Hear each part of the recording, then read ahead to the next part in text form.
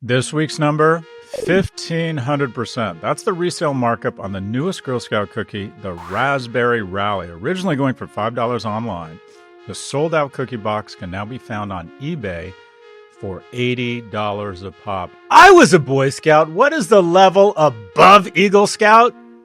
Plaintiff.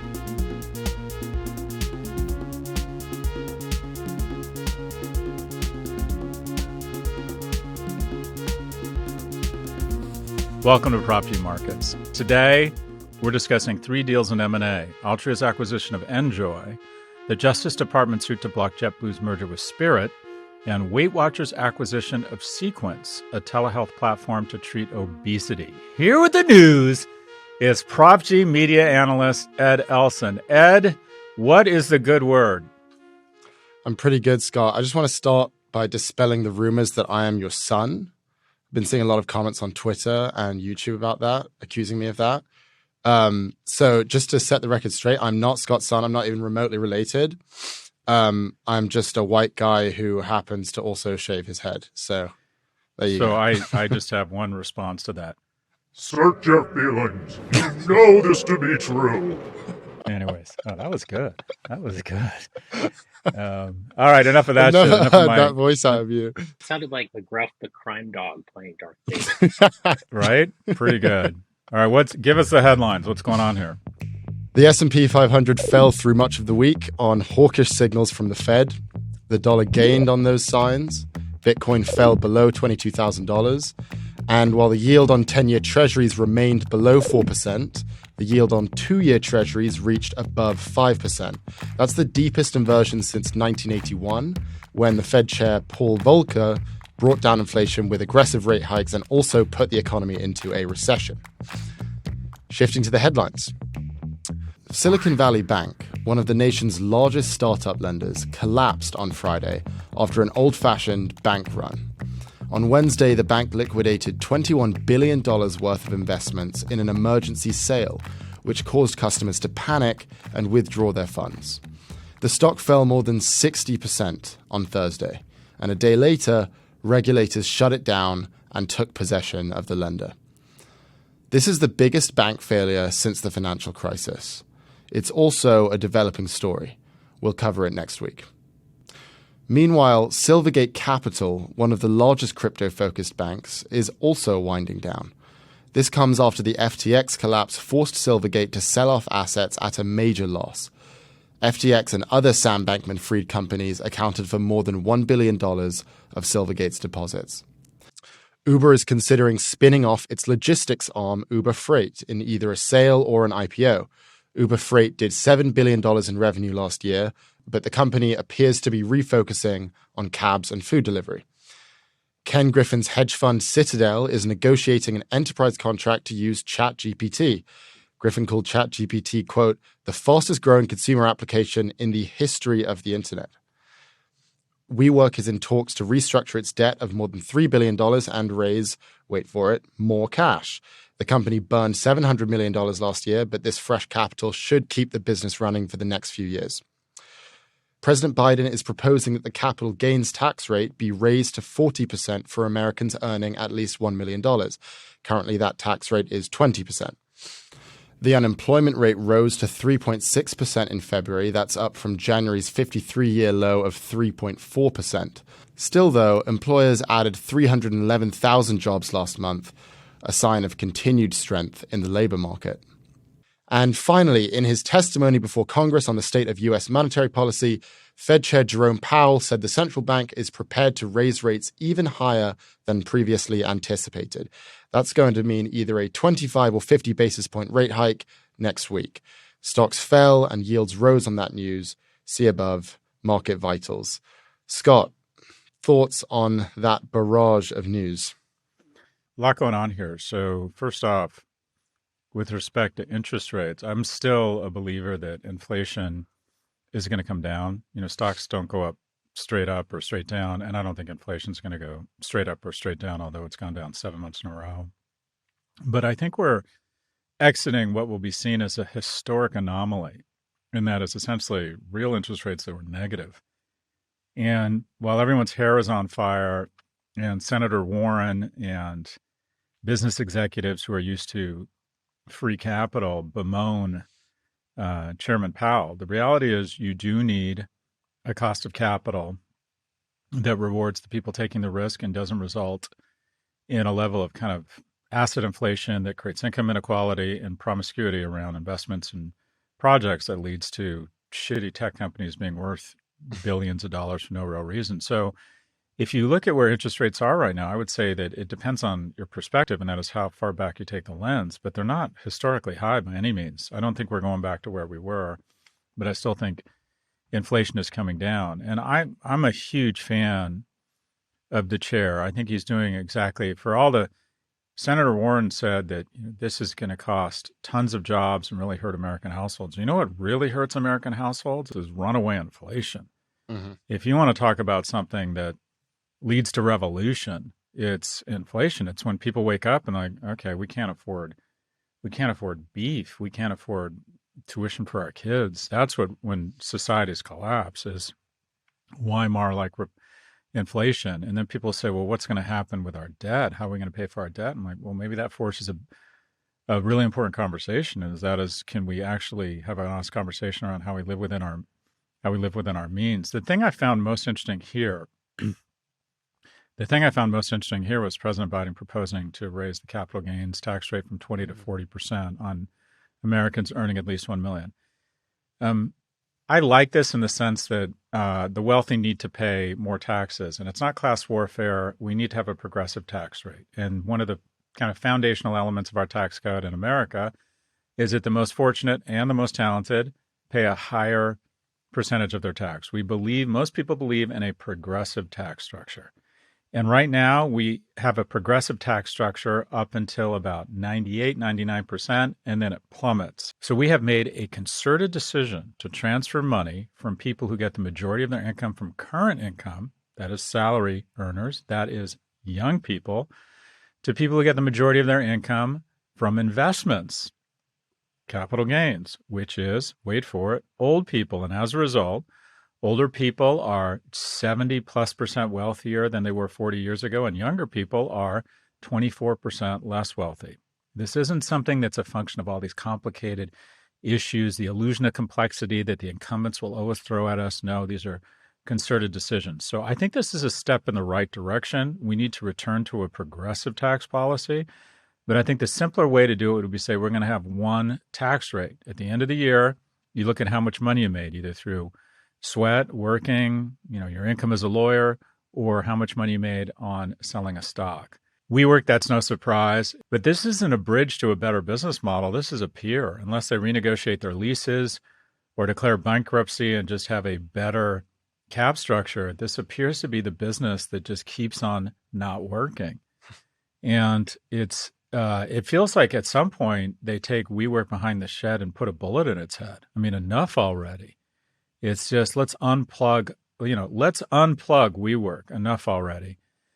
Ken Griffin and ChatGPT, you brought up a few weeks ago that I believe Citadel made more profits last year than almost the entire industry combined. They've always embraced technology. It'll be really interesting to see what they do with this. Uber spinning off its logistics arm. I'm wondering, are they trying to shed something to give the core firm, greater focus? Or is it a case where Uber Freight is a better business than the core business and they want to spin it out such that it gets its own day in the sun and gets its own multiple. And here's why you want to do that. In conglomerates, where you have disparate assets in different sectors, basically the markets don't like a conglomerate strategy because they just see you trying to diversify. And investors say, I don't need you to diversify for me. I can do that by buying different stocks.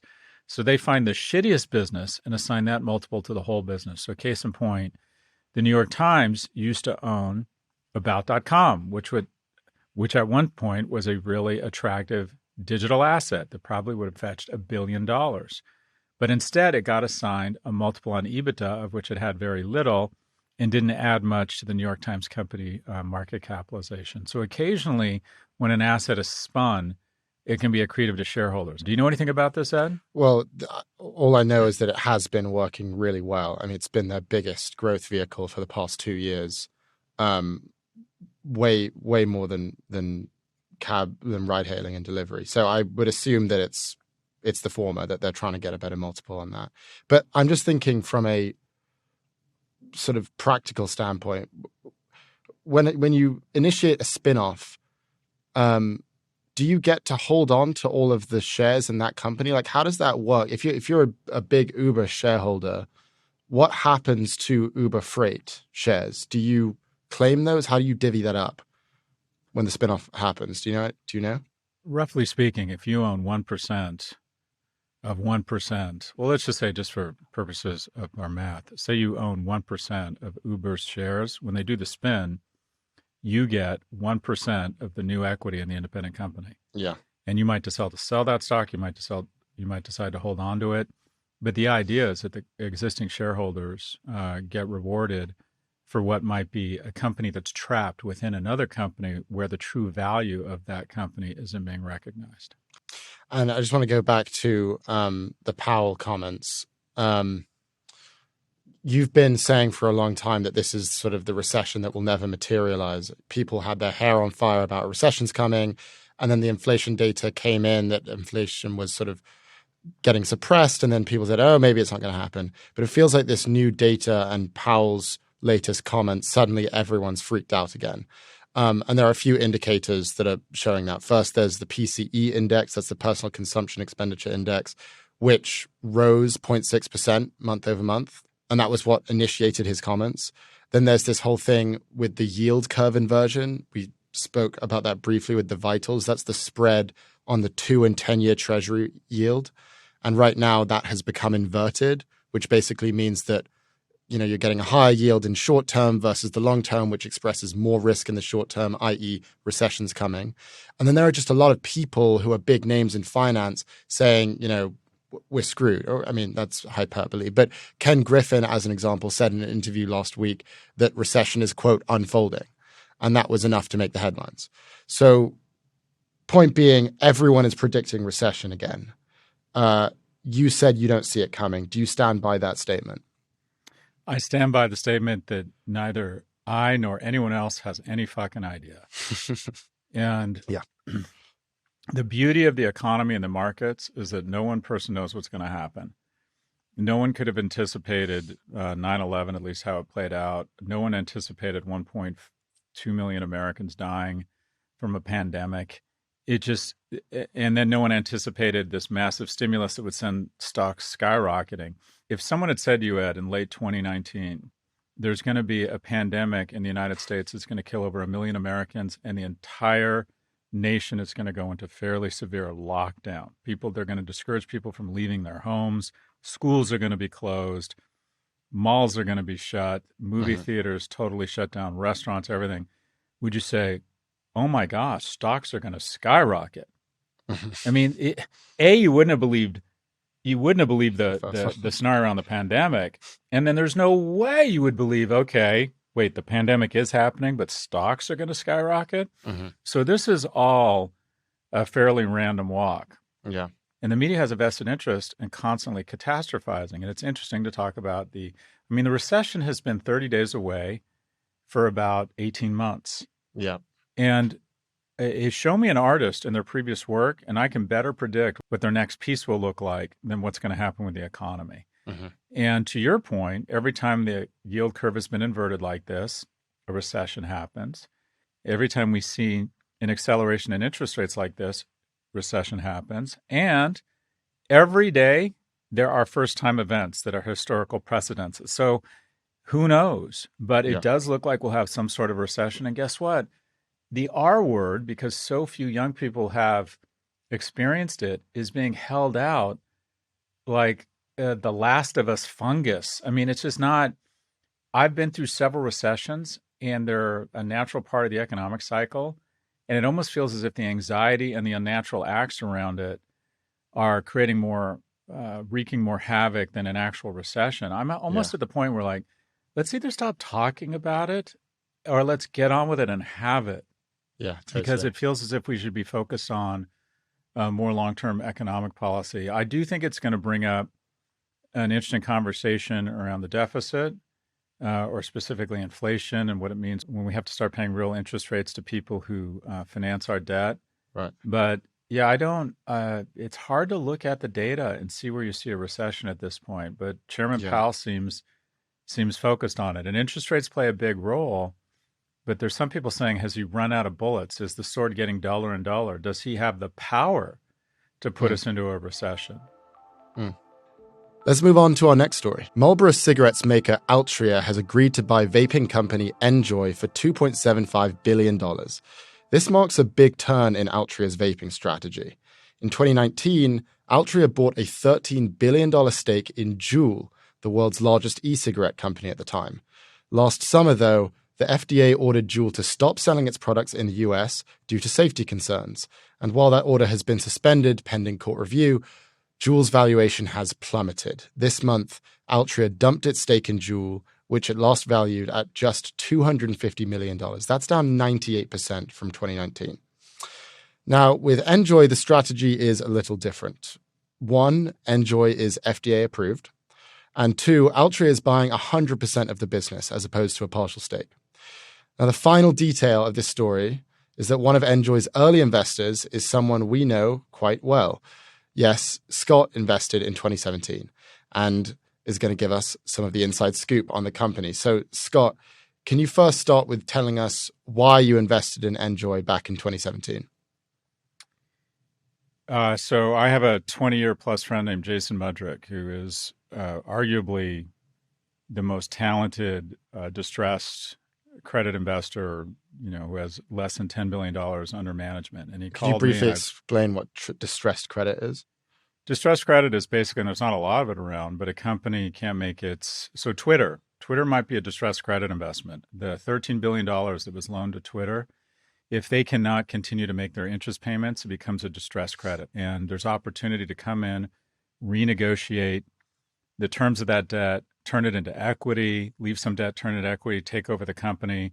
A lot of companies go into bankruptcy. If there's still value in the company, they emerge with a restructured company that has renegotiated a lot of its debt and right-sized, and someone comes in and buys the company out of bankruptcy. And that's what happened with NJOY here. Mudrick Capital led this company's emergence from bankruptcy. And Jason called me and said, this is a consumer company. We had worked on other deals together before. Would you be interested in co-investing and going on the board?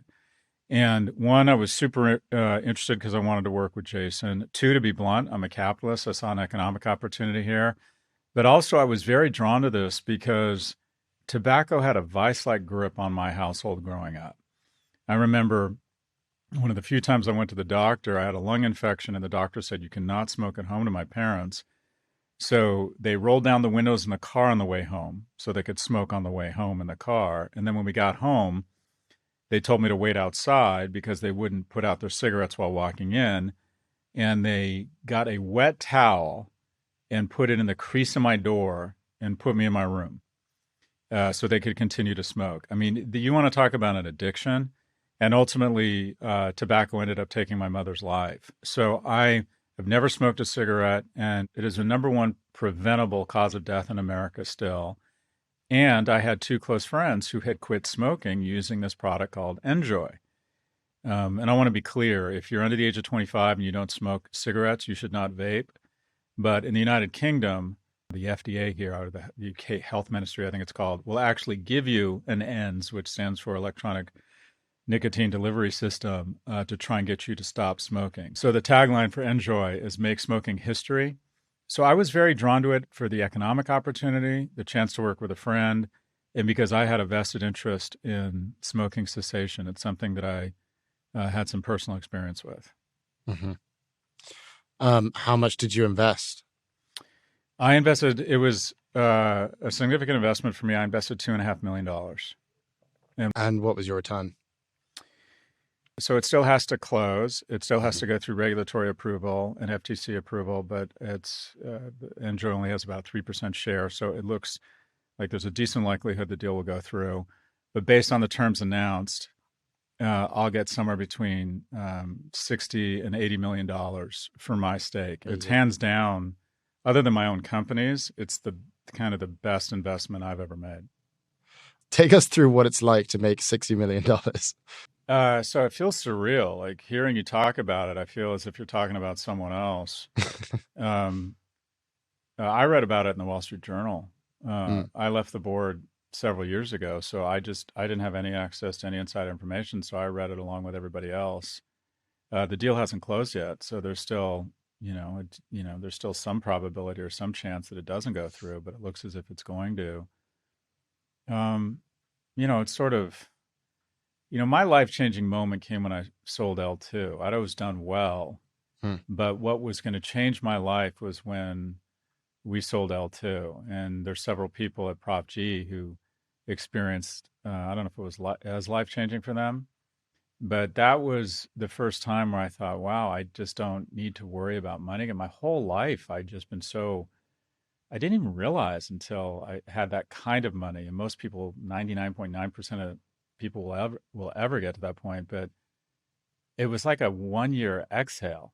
Like mm. I didn't have to worry about how I was going to take care of my dad. I didn't have to worry about my kids' college. And it was a very liberating, wonderful feeling. And it's a feeling, like I said, 99.9% of the world never gets to experience. This wasn't nearly as dramatic a feeling.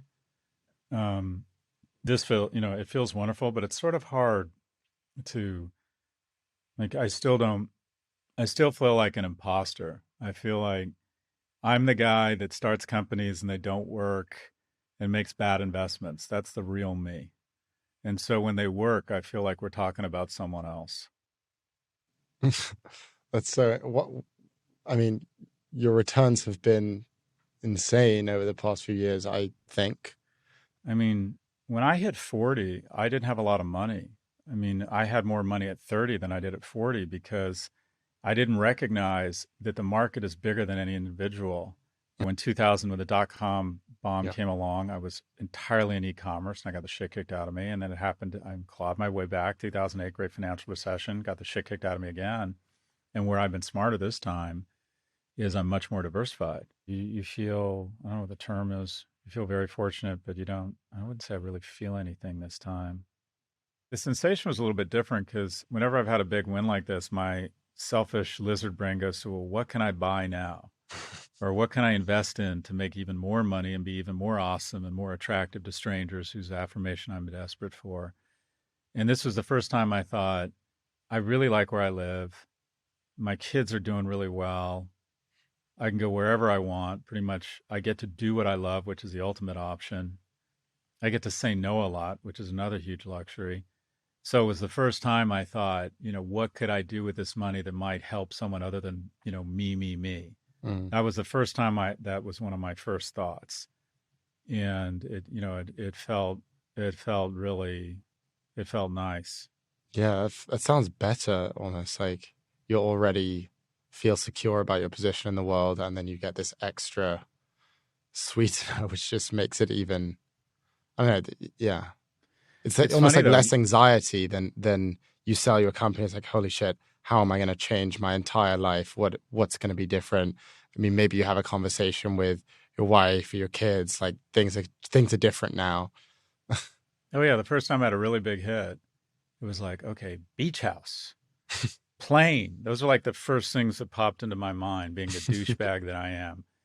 And now it's different and it feels, it feels really good. But also I still am worried about money. Makes no Right. sense rationally. I'm still worried about it. I'm still like, oh, I could lose it all again. I could, if the market, some crazy black swan event, I'm still very insecure about money, thinking about how I diversify it, how I, be smart about it. But I'm still really, it's just weird. I think that financial anxiety you have as a kid growing up, Hmm. I just don't think it ever leaves you fully. I don't think Hmm. it ever, I still worry about it. I still, check my stocks and I just Yeah. still worry about it. Do you worry about it in like any rational way, or is it just sort of like this looming feeling of what if it all just disappeared? Like, are you? I mean, I know that there are people who are like, oh, I think that the U.S. government is gonna knock down my door and take all my things, and I need to protect myself against that. And I'm sort of going Peter Thiel direction here, but like, is it any sort of rational black swan event fear, or is it more of just like an emotional feeling? I don't have any of that kind of government fear or fear of, you know, a hostile government seizing assets. I just don't buy that. My fears my fears are that I'm going to fuck it up. Right. That I mean, because I have before. I made some stupid decisions. I wasn't as smart as I should have been around money several times, or I wasn't as disciplined as I should have been. Dumb shit. I lost 70% of my net worth in a divorce. That hurt. I had, the great financial recession, and a couple events just put me in a bad spot. And so I worry that some sort of market event or some sort of self-inflicted wound will take me back to that place of financial anxiety. And, some of that's probably healthy, right? Yeah. And definitely. also, I think I enjoy money more. I think I enjoy money more than a lot of people who are born into wealth, because not having money for a long time, I got to be honest, I know how gross this sounds. I just fucking love spending money. I love it. I absolutely love it. When I go somewhere and buy something really nice, or I'm able to give money away, I just feels awesome. I just want a few of my favorite things, spending the Benjamin. I just absolutely love capitalism. Everyone talks about making and spending money. Oh my God, I'm touching myself. It is so much fun, and there's nothing wrong with it as long as you're a good person and you give money away and you tip well and you really enjoy it. I can't tell you how many rich people I know that don't know how to spend their money. They go on shitty vacations, they live in tacky homes, and they drive stupid fucking cars. I'm like, dude, aren't you rich? What's the point? What is the point? So, yeah, I'm just saying about it. My greed glands are going like, this should be like the facial expression, this look of like elation and disgust at the same time. You know what? I just buy into this whole capitalism thing. I've been poor, I've been economically secure, and I've been uber economically secure, and it gets better and better. It's worth working for, and it's very rewarding and a ton of fun. And anyone who isn't, I think, in touch with that and doesn't enjoy it is going to be frustrated by our society. Well, okay. So you mentioned that you wanted to give a quarter of it away. Could you explain what you're doing there? Yeah, I'm really excited about this. I'm at a point in my life where I want to start planting trees that I want, the shade of which I won't sit under, which, by the way, is a great quote from a great series called Afterlife by Ricky Gervais. But the things I'm really passionate about are the struggles that young men are facing in America, the fact that we're not generating enough skills and vocational certification for young people that foots to the Main Street economy. There's huge opportunity in the Main Street economy because of a lack of immigration, and because the core economy continues to be very strong. And anyone who's tried to get a plumber or electrician or have their solar panels installed knows that this is the case. And also, I have been very concerned about this rejectionist culture at universities, where they take pride in turning away more and more young people. And this all adds up to a lot of young people who don't have the same on-ramps to the middle class that people like I had back in the 80s. I call it the unremarkables, that America needs to fall back in love with the unremarkables. So 2 years ago, I began conversations and brainstorming with the chancellors of Berkeley and UCLA, Chancellor Chris and Chancellor Block, who are both super impressive people, all led by a friend of mine who's the chief innovation officer at Berkeley and used to be the dean of the business school, Rich Lyons, and said, could we take the resources and infrastructure and brands of Berkeley and UCLA and pull them together and create vocational programs that had much lower or no admissions criteria, other than like the Navy SEALs, you show up and you do your best and do things like a 12 or 24-month certification or degree in cybersecurity, or specialty construction, or solar panel installation, or environmentally conscious HVAC installation, or repair on EVs. There are just so many jobs out there, so many good jobs out there, and so many good young people who are not cut out, are one of the 2/3 of American youth that are not cut out for a traditional 4-year degree. And so we brainstormed around a vocational program co-branded with UCLA and Berkeley that would offer young people the opportunity to get certification in one of these what you call Main Street like jobs. I just know, Ed, that a 12 or 24 month training from the world-class faculty at Berkeley and or UCLA in cybersecurity, that there's going to be a line of employers trying to hire these kids. And this just foots to a lot of things that I think need repair in America. Specifically, we got to stop shaming kids who don't go to college. We've got to take advantage of these great universities, and we've got to start producing more skilled kids who can fill these Main Street jobs. And more than anything, we have to level up young people. So I'm hoping that some of the proceeds from this deal anchor this program. And the reason I'm talking about it is it makes me feel important, and it's bragging and it's virtue signaling.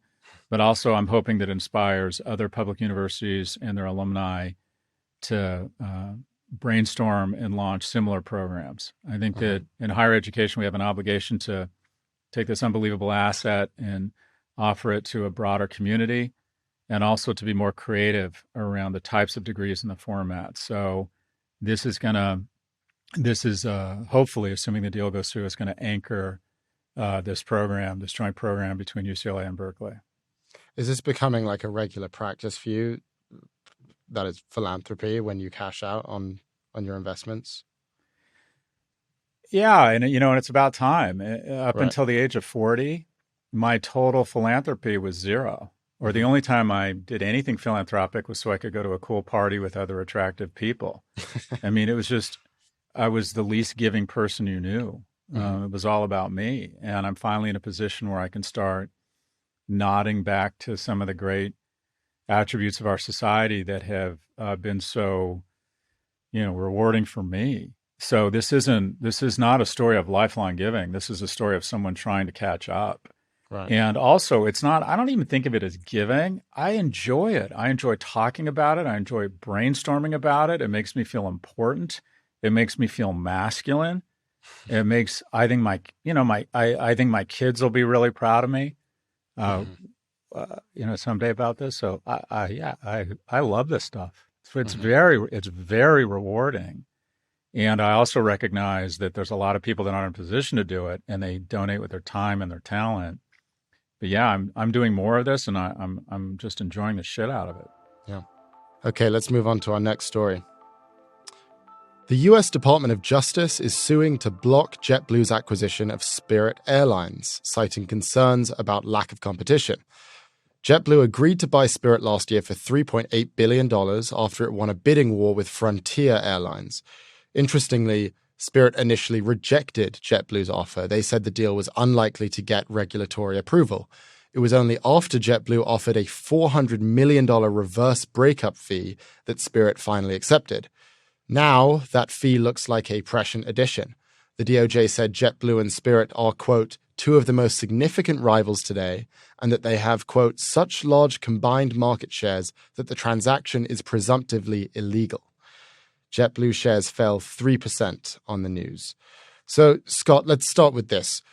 Do you think that antitrust intervention here is justified?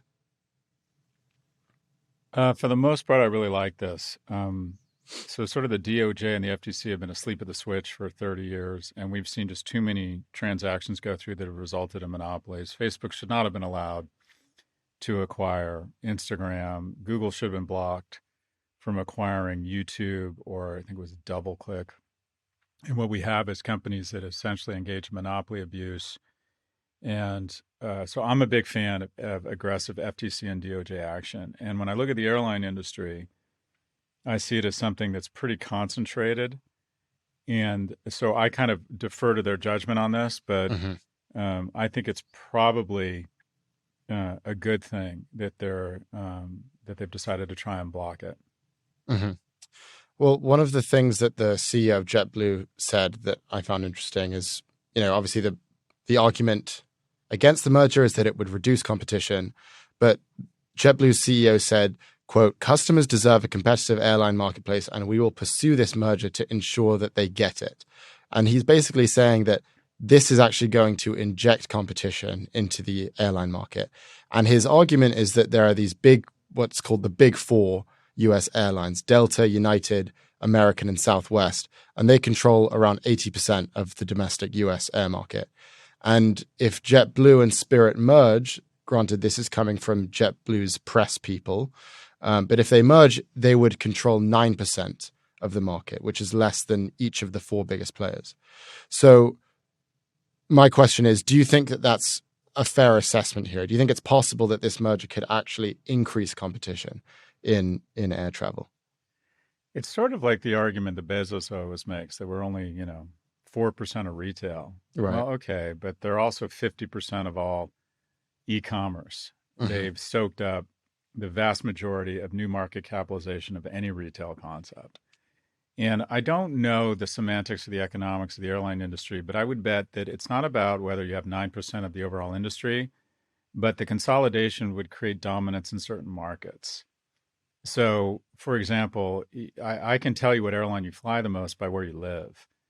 And so do people in a certain region where JetBlue is especially strong, whether it's, I don't know, Long Beach, or I don't know if they're especially strong in Las Vegas. I know they're very strong in New York.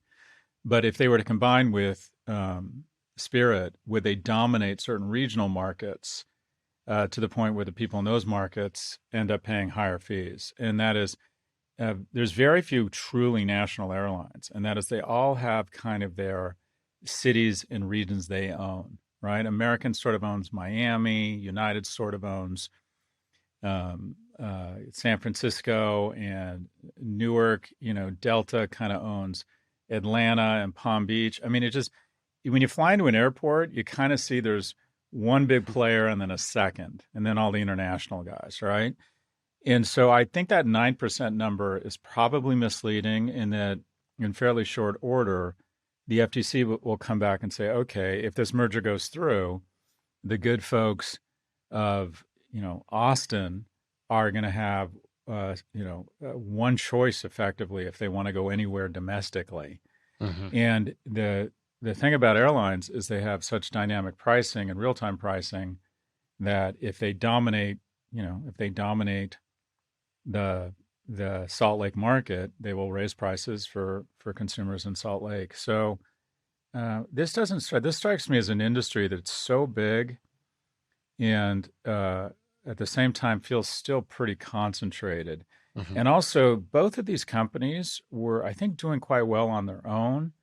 So it's not as if, like, when the grocery guys, I think it was Kroger and Albertsons, announced a merger, I was sort of on the side of letting that go through, because I thought these are businesses that really do need to compete against Amazon. Right. And they're not great businesses on their own. They need more scale to compete against Walmart and Amazon. Both of these companies are doing pretty well on their own. Mm-hmm. And again, when you've just seen what's happened with airlines recently, just how bad the service has been, and the fact that they continue to make money despite offering such a shitty product, it smells of an industry that's become too concentrated to me. So, for example, the DOJ found that when Spirit flies a route, average ticket prices drop 17%. When they stop a route, prices go up 30%. So does JetBlue just come in, brand it all JetBlue, and effectively raise prices 30%? And JetBlue claims that it needs scale to compete. They say they're going to recognize about $750 million in synergy, which is Latin for cost cutting. But I think it's, in general, I'm just a big fan of the DOJ stirring from its 40-year slumber. As a matter of fact, in 2021, the number of reviews hit an all-time high, up 115% from 2020. The bottom line is the whole economy and corporate America has undergone a healthy 4-decade-long concentration and consolidation, which needs to be deconcentrated and deconsolidated. So I think this is a good thing. And I get the sense that this would be good for the combined shareholders, but bad for consumers. And my guess is the economists of the FTC are going to make a pretty compelling case here. Yeah. Yeah. Ultimately, that's what antitrust is about, right? It's just about protecting the consumer so that they don't have to pay high prices. And Spirit is the cheapest ticket. And one thing that JetBlue said that they're going to do is eliminate 10 to 15% of the seating capacity on Spirit airliners, which would obviously going to increase prices. But just an interesting note that we were looking at, JetBlue's market cap is 2.6 billion. They're buying this company for 3.8 billion. I was initially kind of confused by that. Looked at their balance sheet. They only have $1.6 billion in cash. How are they going to do this? It turns out what they're doing is they're just getting a loan. They're getting $3.5 billion in financing. And it's basically an LBO. And I hadn't really thought of this before, that a regular company can do the job of a private equity firm and just take on a load of debt and then use the financing to acquire another company. Have you ever seen this kind of deal before? It's a really interesting observation. So, Jeff Bucas, a friend and a mentor, talks about the deal when I think News Corp approached him about acquiring Time Warner and offered him, a small premium to the current stock price. And he said, well, how are you going to finance this? And he said, well, we're going to borrow the money. And he's like, well, why am I letting you buy my company with my money? And his attitude is, if Spirit Airlines has a robust enough business that you could borrow against it and acquire it, why does Spirit need JetBlue? Yeah. So I guess the answer is that the shareholders of Spirit and JetBlue see that combined there'd be enough synergy that ultimately it'd be good for the stock in the long run. But you're exactly right. It's a company coming in and basically using the markets to finance it as opposed to their own stock, which says that Spirit has a great business. It says that, quite frankly, Spirit could probably take itself private. There's probably were other bidders, including private equity players. But the reason they were probably able to raise the kind of money they needed on the terms they received is that, see above, they're going to save about $700 million in combined annual savings. Mm-hmm. So $700 million in savings flows to the bottom line, will pay for a lot of debt. So my guess is they went to the banks and said, we want to finance this deal, and combine this is going to be the profits and cash flows to support the debt for the acquisition. And by the way, the cash flow is going to be much better than it is now because of the savings and the synergies we'll recognize. Yeah. And I think one of the other things that they were mentioning, that JetBlue was mentioning, is this idea of a debt to capital ratio, which is, that you take the total debt and you divide it by the total capital. And in this case, it was 52%, which means that their capital was twice the value of their debt. And then what is clear is that, the reason that they have that level of capital is they just have a bunch of airplanes. So I guess the part of it for the banks is also, we can secure that financing because if all goes wrong, we can just take your airplanes. I assume that that's sort of what's securing their financing as well. Well, that's exactly right. The primary assets are, you have the brand, you have a reservation system, but it's usually gates are really expensive and valuable. You own the best, you kind of own the slots at an airport, and then the aircraft themselves. And here's the thing about a 737. It's really easy to repossess. Right. These things are hard to hide, and you can't sell them to a chop shop and break them up. They're pretty easy to repossess and then sell to one of, a dozen domestic airlines, or one of 5 domestic airlines, or one of 100 international airlines. Mm-hmm. So commercial aircraft are fairly easy to finance. What's interesting about this deal that our editor-in-chief, Jason Stavers, pointed out is that part of the deal terms that ultimately determined the winner, JetBlue, was the level of breakup fee. And Frontier, who was also bidding, was willing to go as high as $250 or $300 million breakup fee. And JetBlue ultimately agreed to a $400 million breakup fee. So this is sort of no lose for Spirit, because if the DOJ or the FTC comes in and blocks this thing, they just keep on trucking and get a $400 million parting gift. So JetBlue has a lot of interest in closing this deal, and Spirit is kind of sitting pretty. It's just sort of heads they win, tails they win. Yeah, it honestly makes JetBlue look really, really bad. Just the fact that they've gone out on a limb to try to do this, and in the process, they're probably going to piss away almost $500 million. Well, we'll see if it goes through. I mean, right. They look bad until the deal goes through and the stock doubles in 2 years. So this is the kind of decision that makes or break a CEO's career. Mhm. And if it does not go through and they have to write a $400 million check for essentially nothing and a ton of time, the CEO will get a lot of blame for not anticipating that this deal would not go through. If it does go through and they recognize the kind of cost savings and dominance and, quite frankly, pricing power that we're worried about, the CEO is going to, is going to be on the cover of Airline Man of the Year magazine. The pinnacle of excellence. That's right. Okay, let's move on to our third story. WeightWatchers has agreed to buy Sequence, a subscription telehealth service that offers consultations and prescriptions for various weight loss drugs. One of those drugs is Ozempic, a weight loss injection that's been dominating the headlines this year. Why? Well, this is the first weight loss drug that appears to actually work. Research shows that after 68 weeks of use, patients lose on average 15% of their body weight. It's already a huge hit. Over 1 million Ozempic prescriptions were written in December alone. WeightWatchers will pay $106 million for Sequence in a combination of cash and equity, and WeightWatchers stock rose, get this, 70% when the news broke. Scott, I get the feeling you're going to like this deal, but what are your initial reactions? Yeah, I think this is really, recurring revenue and addressing a market that, no pun intended, keeps getting bigger and bigger. Sequence, $25 million annual run rate business. What did they pay for it? They paid 106. 106, so about 4 times. That's not huge. It seems to me that WeightWatchers got the better side of this deal here. But WeightWatchers has always been a great business. It's got 3.5 million subscribers. Subscriptions are, 88% or $9 and $10. The revenue slowed. It declined 14% year on year in 2022. And get this, the stock is down 92% over the past 5 years versus the S&P down up 43%. And year to date, WeightWatchers is up 34%. So, this is a $50 billion market by 2030. And the CDC estimates that 70% of Americans are obese or overweight. The weekly number of prescriptions written for Ozempic is growing at almost 80% year on year as of January.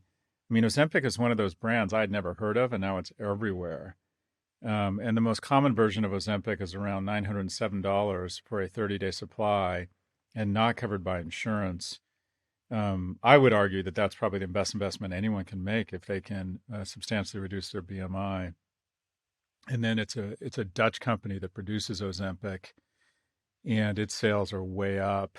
And no shocker, its stock is up 40% over the past year versus the S&P over the last year is down 4%. What's most interesting about this is that the kind of the backstory or the origin story of Ozempic, and that is it was research funded by the Department of Veteran Affairs in the mid-90s, found a hormone in the venom of the Gila monster, go figure, a large lizard, I knew that stimulates insulin production. And this hormone led to a host of new drug discoveries, including semaglutide, which my understanding is the active ingredient in Ozempic. I think on the far right, we politicize vaccines for some reason en masse. And on the far left, we politicized obesity. And that is, we didn't want to have an open and honest conversation around the fact that the majority of people admitted to the hospital with a novel coronavirus had some sort of comorbidity that was directly related to their obesity or body mass index. I think this is something that is a real scourge in America, and something that we need to have an open, honest dialogue around how we help people in low-income communities eat better, how the food industrial. If you really want to look at kind of a conspiracy here, you have the industrial food complex, which has figured out a way to get you addicted to this 98 point plus margin products of sugar, seed oils, processed grains, and they get you fat, and then they hand off all those profits to the industrial medical complex, specifically the diabetes complex, that then has a customer that's going to be worth tens or hundreds of thousands of dollars. So when a mayor of New York tries to put in restrictions around the sugar bomb and pre-diabetes that is a big gulp drink, all sorts of deep-pocketed constituents say, no, we like America fat and sick. Yeah. It just always struck me with young people that they think that they're rebelling. They want a movement. They want a rebellion against the man, and they buy AMC stock or GameStop. I'm like, if you want a rebellion, rebel against the industrial food and diabetes complex. Rebel against video game makers who want you to be addicted. Rebel against media companies that want you to hate your neighbor. Rebel against porn that wants to reduce your mojo to get out there and establish your own relationships. I just think we need better rebellions. But I would like to see a concerted effort to give people the resources. I'm really on my high horse right now to address obesity. It's a huge problem in America. Yeah. One thing I found interesting in 2018, WeightWatchers actually tried to rebrand itself away from being a weight loss company and towards becoming more of an all-inclusive health company. So part of that process, they changed their name from WeightWatchers to WW International. They also stopped using the word diet in all of their programs. And now this has happened, and it feels like they're taking a big step back towards weight loss. So I guess this is more of a cultural question, but do you think we're going to start seeing more sort of direct, transparent conversations around weight and obesity? I hope so, but I don't know. I found it just so unproductive. It feels like the industrial fashion complex for about 40 years wanted you to be anorexic and then decided, no, it's okay to be diabetic. And that somehow being obese meant you were finding your truth. No, you're not. You're finding a fucking ventilator if you got COVID. And we can't even have an honest conversation about this. And again, Joyson pointed out that shaming people doesn't work. This is a really deep, complex problem that involves culture, economics, access to the right diet. Yeah.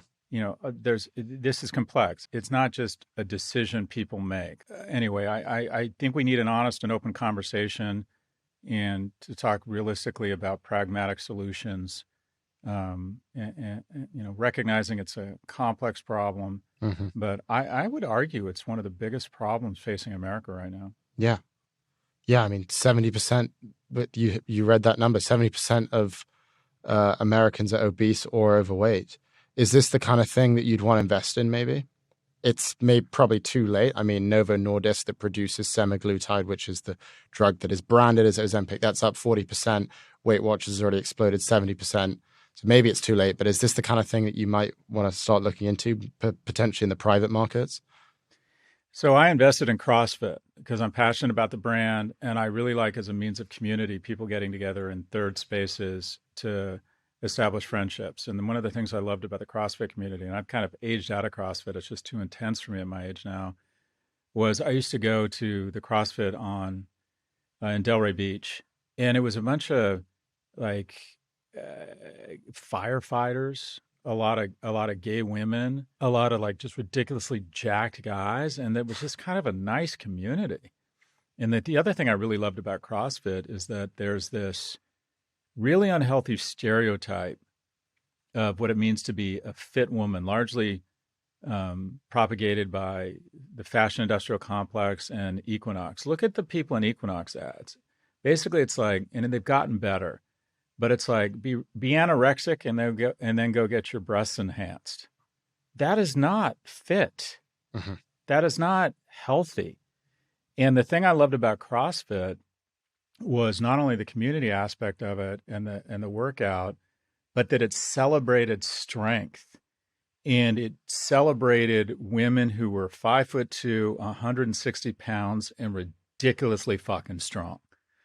And I just find there's few environments where we celebrate physically strong women. And I found the whole thing inspiring. Anyways, I invested in CrossFit a small amount of money. It was a small investment for me. And after we did Prof G a few weeks ago talking about Ozempic, I immediately went and found out, who it was. And unfortunately, word is out, and Novo Nordisk is worth like $1/3 trillion, and the stock has skyrocketed.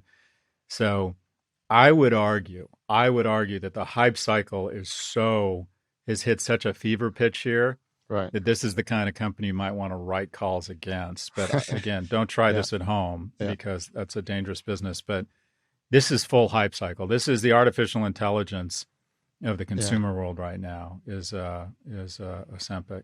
What happened to your CrossFit investment? Did you sell or?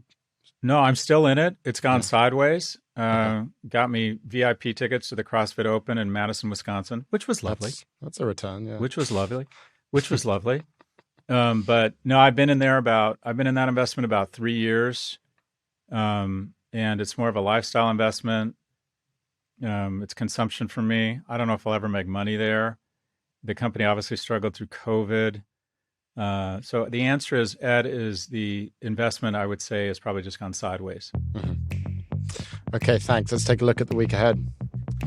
We'll see earnings from BuzzFeed, Adobe, and FedEx, and all eyes will be on the Consumer Price Index and the Producer Price Index.